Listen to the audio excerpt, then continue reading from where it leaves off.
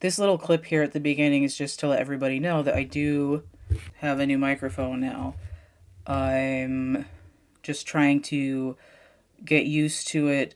I thought I was going to re-record me talking for this video and the one coming after, because I recorded them at the same time as the one I released at the end of December. I realized that that was not going to be an easy thing to do, and I have this Surface Pro that was a lightly used secondhand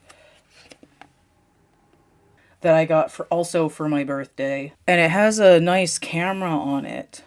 I'm still working out the kinks because when I put the microphone with it, it was recording the audio staticky.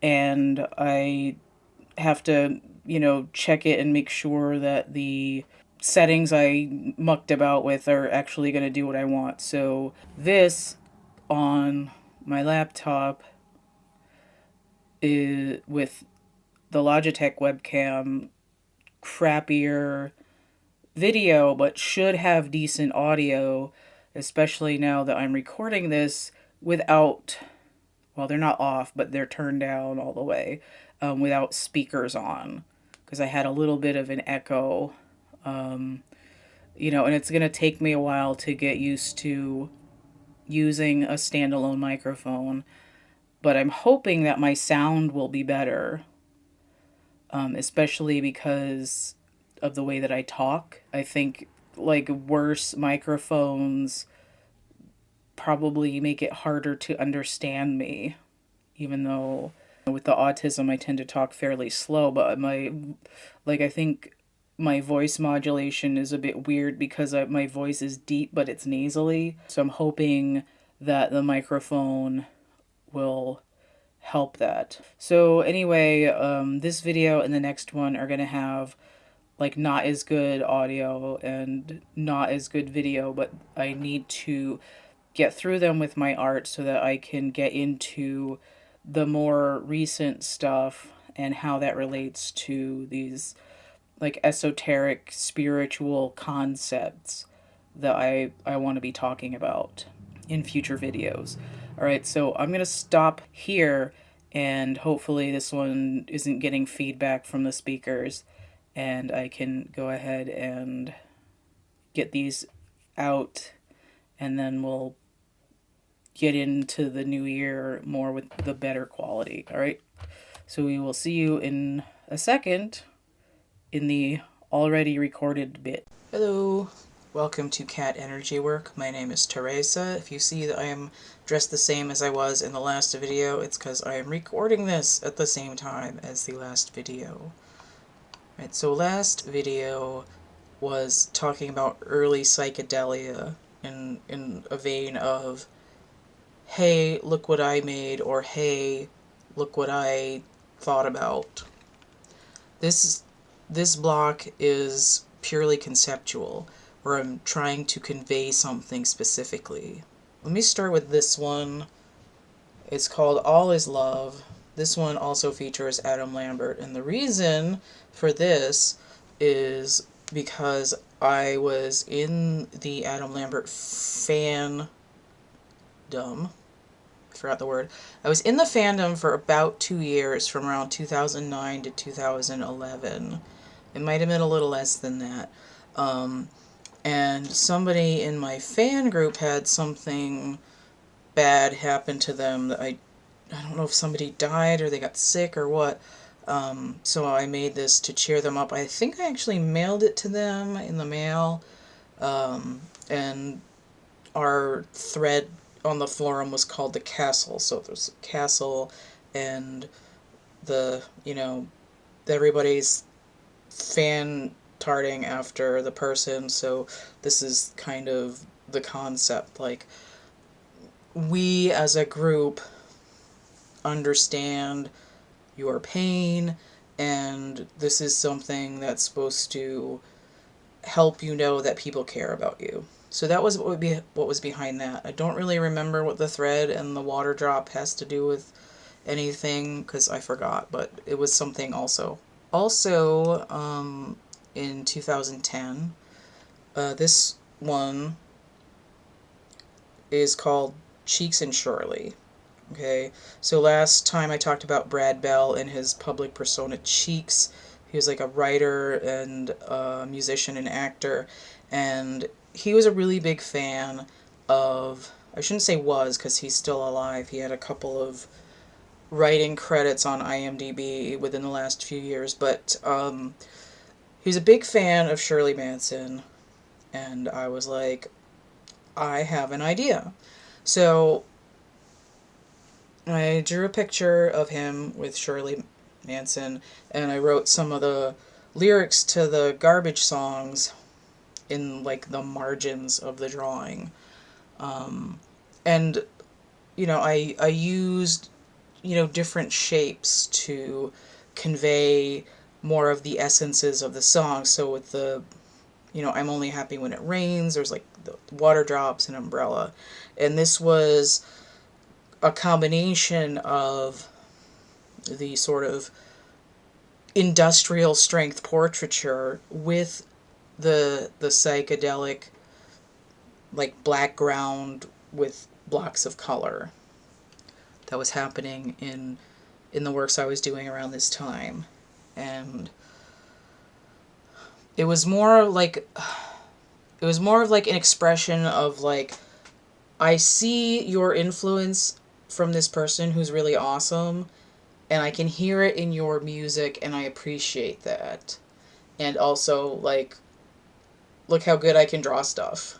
It was like, I'm testing my ability, I'm testing my method, I'm spending like 40 hours or however long it took me to do it, and I'm making something larger scale, right? I'm doing an 18 by 24, I'm using the fine point Sharpies, I'm using the colored pencils, and I am working the surface of this artwork to like convey an understanding of a concept and to sort of try to give back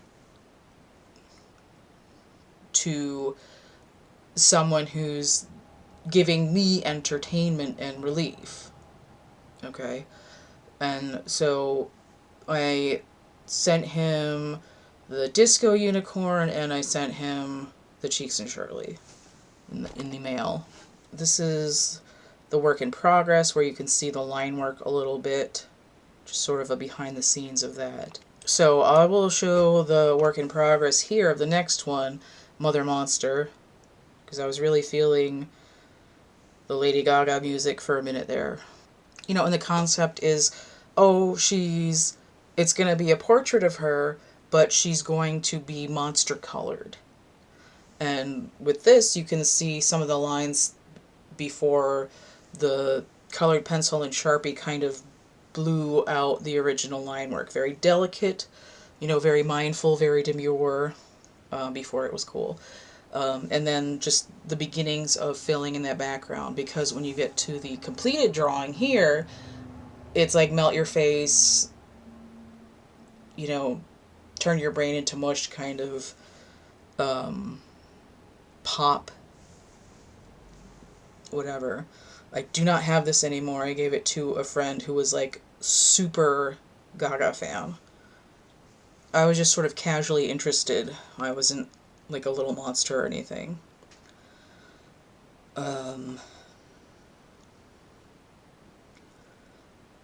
And like this one wasn't quite as conceptual, except for the fact that I made the person look different, specifically different than the original like portrait that I used as a reference. But it was just sort of this idea of,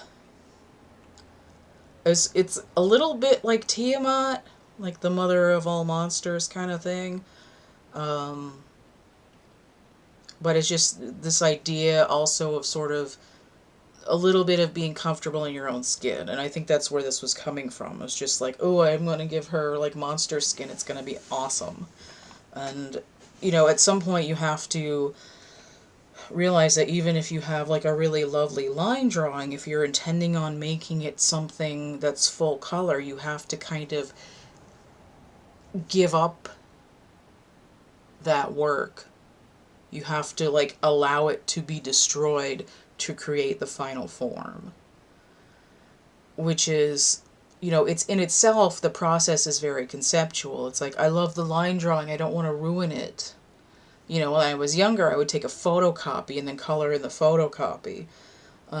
So I have, like, a colored photocopy of, like, a Stella Mayfair from 1998, and a Beauty and the Beast from 1998, and what was the other one? Oh, like Goro that I drew in 1996, because I didn't want to ruin the original line work. So this one is sort of saying, like, I will destroy the delicate beauty to create something that's more powerful.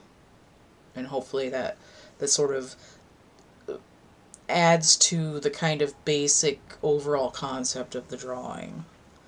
And this is why I'm talking about this, because it's really important. It's sort of metaphorical for other things that people do in their lives. Amore. I originally drew this in 2011 when I was doing a lot of thinking about polyamory, and I don't really care about that right now. It's like, I'm autistic, I've been single for fucking ever. Like, am I gonna be worried about being with more than one person? Like, instead of being all by myself. So, Amore. We have the masculine energy, the feminine energy, and a neutral energy. This was long before I was doing tarot, so in effect, what's it called in the tarot deck? I haven't used it in a while. It's Gemini energy. It's number 6. Oh, it's called the Lovers, or the Choice. So there's like usually the male and the female, and then the angel is like behind them. And a lot of times in the devil card, it's the same people, except that instead of an angel, it's a devil. And this is just saying that, like, if I'm not going to think of this drawing in terms of polyamory anymore, which was what I was originally thinking of when I drew it, then it comes into more of like an energy balance between the masculine and the feminine energy. I have my masculine side and my feminine side, and when I integrate myself, when I have integrity, then I can sort of connect to my higher self. Right? I'm not disjointed, I'm balanced, I'm not polarized I'm not polarized in a way that leaves me lopsided when I'm balanced in the feminine and the masculine energy. So that's kind of what it means to me now. And the, like, relationship stuff doesn't really matter to me. But I mean, on the other hand, it looks really gay, and I'm happy to have made something that's really gay. And then you can see in the digital remaster, I've added a little bit of a bottom to it, which is based on the coloring book version, and then sort of isolated it off of that blue background so that it can be, you know, merged out. And I really like the aqua background more than the dark background, but it works for anything. So that's where this is coming from, right? It's like I'm creating a balance, and there's like aura fields merging together. Fashion design. This is fire. I keep wondering if this is part of my Lotus series, and then I remember that it's not. This is all Sharpies. There's a little bit of colored pencil in the floor, I think.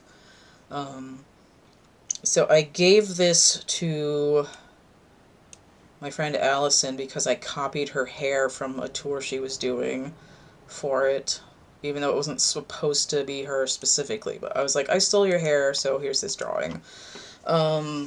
And this is conceptual. It's the element of fire. So we have a salamander on her arm. I think there's a knife in there. I don't remember. Yeah, there's like a little dagger, something. I'm not looking at it. I'm just looking at it written down on my list. And tetrahedron for fire. And of course the skirt is supposed to look like flames, and then we just have all this red. And I think like the purple behind it was like a complementary, contrasty color kind of situation, and then the floor being triangle checkerboard kind of situation was, going back to the tetrahedral shape. So it was just like all the things related to fire. And again, this is before I was doing tarot at all, but it's very much like you could say she's the queen of fire, she's the queen of wands. There's just no kitty in the picture. There's a salamander though. So this is, the like what is the essence of fire but make it fashion? Which isn't the first time. It's not the first time that I've done something like this. I did a lot of fire fashions, like in the '90s, like in the late '90s. I did I did some like states, um, and elements and countries, which I never finished. I did some like wild animals. I did some other like holidays and stuff like that. So it's not the first time I've done some kind of elemental. Um, but it's the best, I would say. So here is a... Oh, okay, the other ones are in a different section. Okay. So this is an artist trading card from a group of them that I did in 2011. This is an example of psychedelic stuff that is monochrome. I think this is kind of a brownish, where it was like ballpoint pen that was like off black. Um, but this is True North. It's an artist trading card, and it's the idea of a compass rose. Like, where am I going? Who am I? What am I doing? And it's always this idea of like you have to sort of face your true north. You have to like to thine own self be true. Like know thyself. Like what the hell am I doing? It's like I'm a creep. I'm a weirdo. What the hell am I doing here? Um, the squiggliness of it was just sort of like kind of a spark of genius or inspiration on my part. It's like, you know, there is no direct path to anything, basically. And I've used it on one of my chapbook packs that have some of my poems in. I was trying to sell these, and it didn't quite work. So when I finished doing my horoscope astrological house research, I think I want to reuse those packets, but this on there on the cover, and then it's I also redrew it bigger for Energy Forms coloring book, so you could do your own True North. This one, I think I sold that. It was like a payment for a bundle of little artworks. But that's one of my favorites. I've used it repeatedly. Lady Gaga again. This one is She Sang in Eighths. This is based on her song Americano. This is 2011, so it was when Born This Way came out. And I'm using this sort of cartoony block Sharpie style, like with Amore and Fire. So this one, we get the roses because I feel like that was part of the song, or it just represented like emotional content or flamenco. So she's got her flamenco dancer partner. There's a lot of bright colors. I copied her hair from some thing she was doing in Italy, I think, or a red carpet. And then, the outfit is just kind of my own invention. So just very bright colors, like a tile floor situation going on. I got hearts and flowers and stuff, just sort of like morphing like a real scene into this kind of flat psychedelic world. And again, with the Sharpies and some colored pencils. And this is just, having a gay old time here, basically. You can see with the coloring book version, I took out the people because I can't have, I don't want to be selling her image in my coloring book because of royalties or whatever. So I took the people out, and it's just the ruffles of the skirt with the flowers. And it kind of goes back to this older fashion design I did earlier that's called Roses for Gaga, which I wasn't going to show, but that's probably where I got the roses from. So slightly more conceptual than just, hey, here's a drawing of a famous person. This one is 1/3. It's fractal, sacred geometric. It's a geometry spiral of triangles, and it's grayscale. I think I was trying to respond to something going on with Vlogbrothers, or I was thinking about geometry. It looks kind of vaginal and it's kind of fail, but it was important to me at the time to try to do a triangular spiral. And, each one is like 1/3 the size of the next one in Fibonacci and all that. Right, so here is Entwined Snakes. I did a little bit of work with Celtic knot when I was in college. So here's the Celtic totem I did in college. And then I had a practice Celtic knot.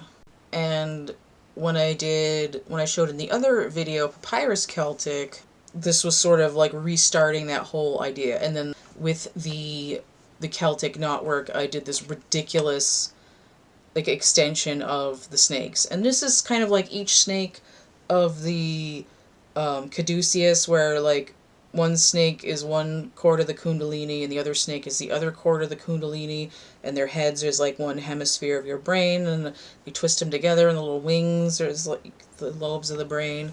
So that's kind of where this was coming from. And there's a mistake in this, which is a little bit harder to see, but they're like ridiculously long and they have rattles, which is kind of like that, like like shamanic, mystic, like getting tripped out and entranced through sound instead of medicinals. So that's what this is doing.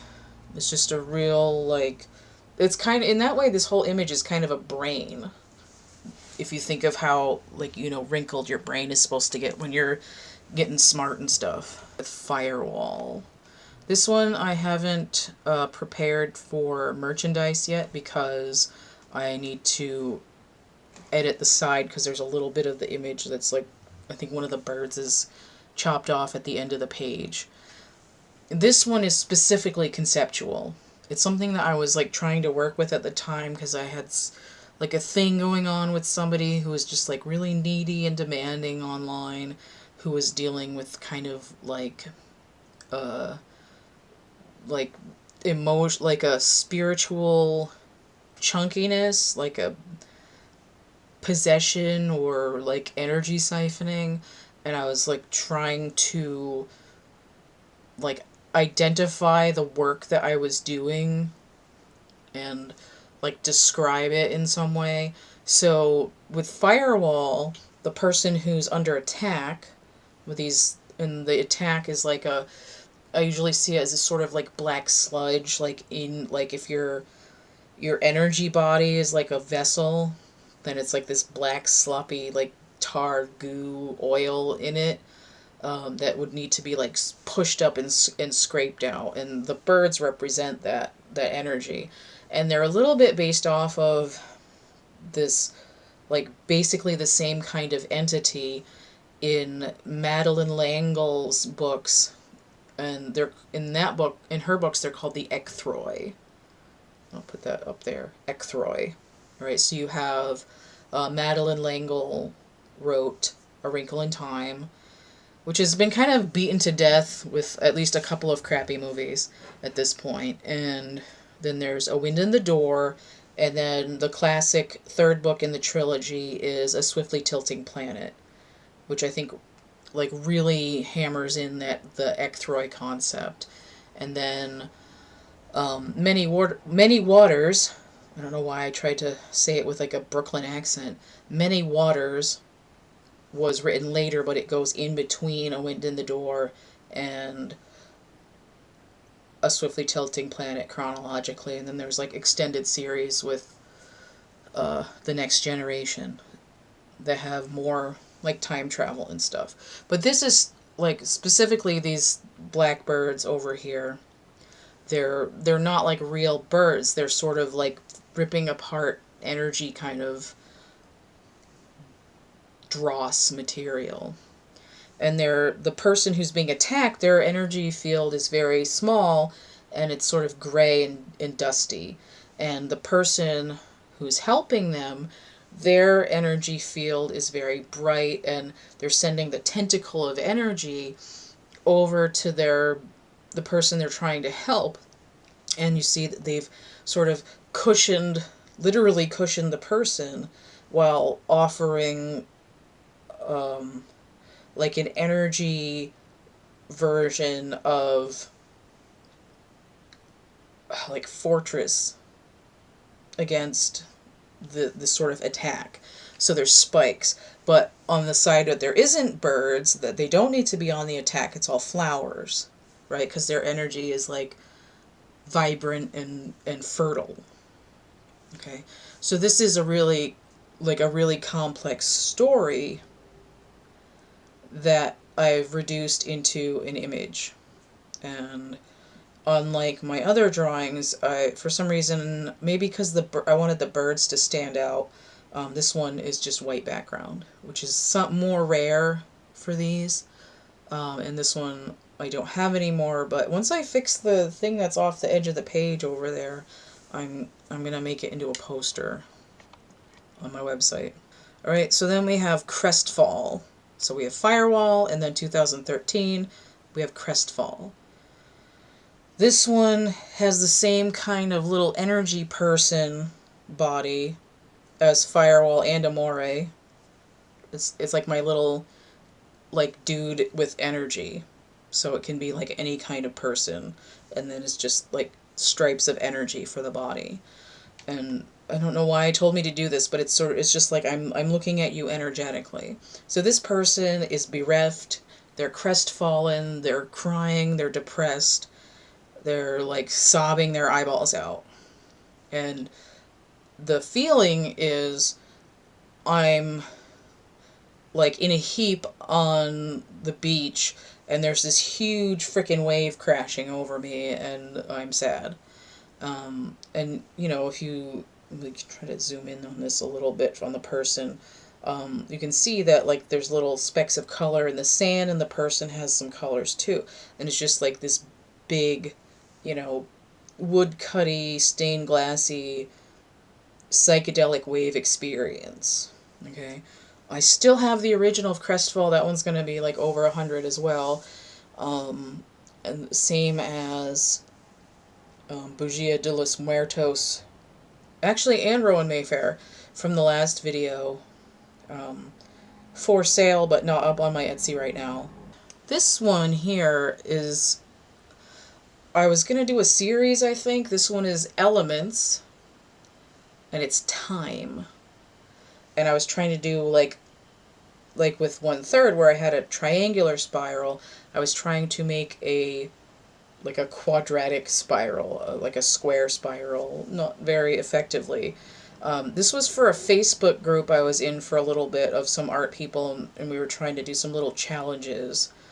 I had like a couple of other little drawings that went with this, but this one, I don't really like it, but I was trying to do something, right? I was trying to express this idea of time as something that was like mobile geometry, like a hypercube or something. You know, and not everything is going to be successful. It's just a matter of trying to express concepts. This was just like marker and colored pencil and a crappy piece of paper, I think. So I think I probably made it into an envelope. I don't really know. This drawing is geomancy. And the general idea of this is actually like a sexual encounter, but in terms of generative earth essences. Okay, so there's a poem that goes with this drawing, so let me just read this poem, which will make it make more sense. Pour the blue into the yellow. swirl the colors in a grand spiral. The breadth of the stripes grows ever narrower with each turn. A series of subtle greens plays upon this pool and light erupts. The rainbow unfurls, bursting open, raining tiny jewels. Flowers and birds, leaves and rushes, tinkling like bells, as if each dash of color were a note in some fey chorus, forging the landscape. So that was probably like a crappy read, but it gets the idea across. So it's it's kind of like Amore, where I have two energies combining to create something. And here it's like physical and energetic at the same time. I'm saying like my blue energy and this person's yellow energy or vice versa are mixing together and creating this green color of life. And out of that life comes this entire spectrum where I have, you know, air elementals, the birds. I have water energy with these reeds and the marsh, and where by combining our energies we're creating this expansion, right? It's like together we only have blue or yellow, but if we combine our energies together, this mixing pool I guess refracts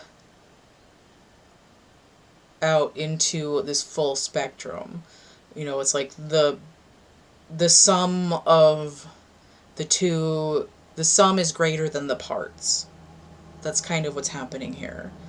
And it goes into this idea of geomancy, where I'm creating these sort of magical, like mapping, like I'm creating portals on the earth through the energy that I'm using.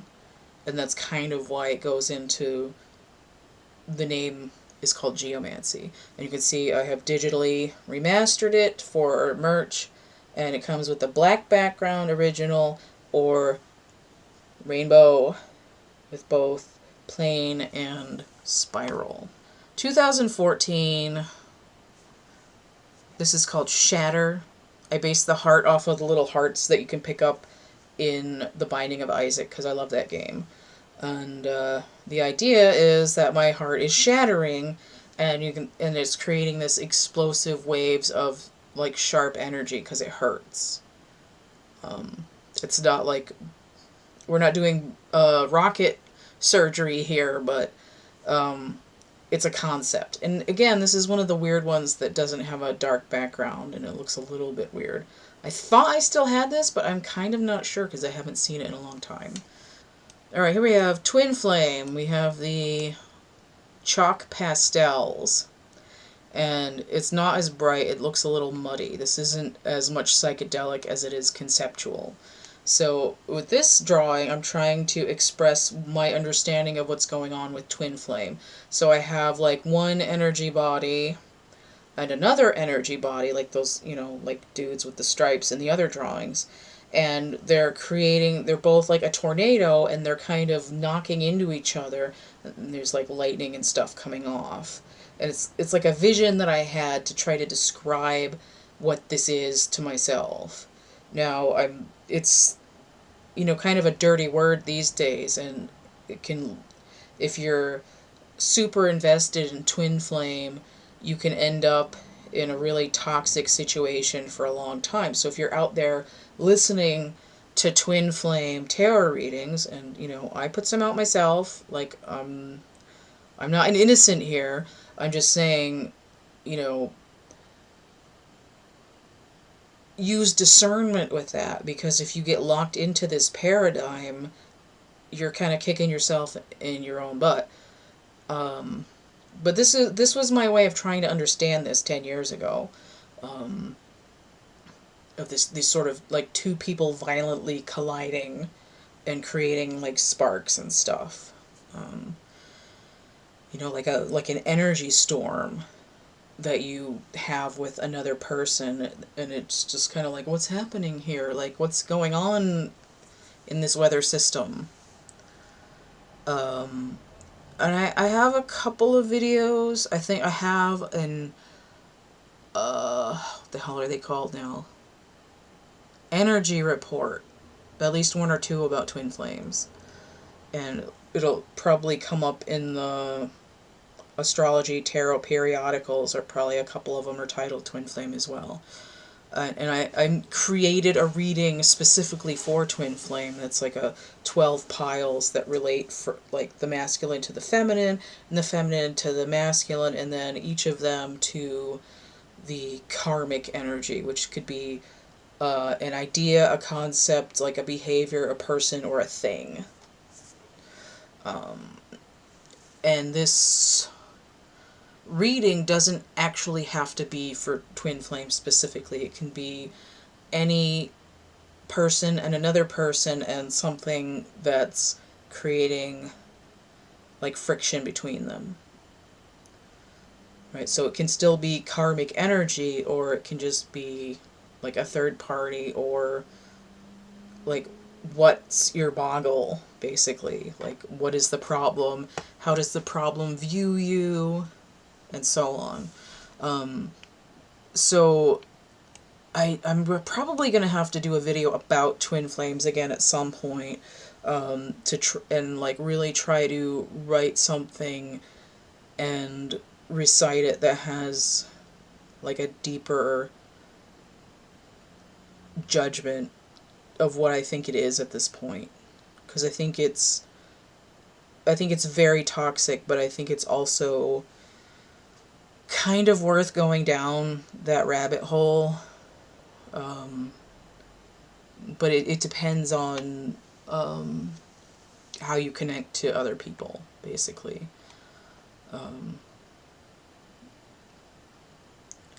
Like, you can learn from it, but it can also, you have to pick your poison, basically. You know, it's like, if you want to take belladonna, great, but if you take too much, you're KO'd there.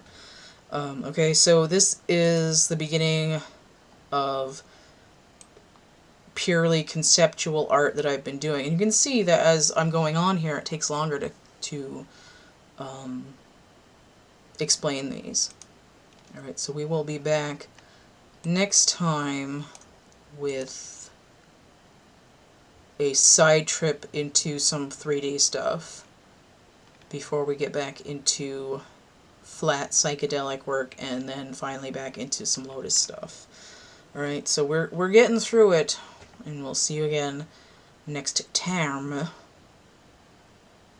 so stay groovy, and we'll see you later. Bye.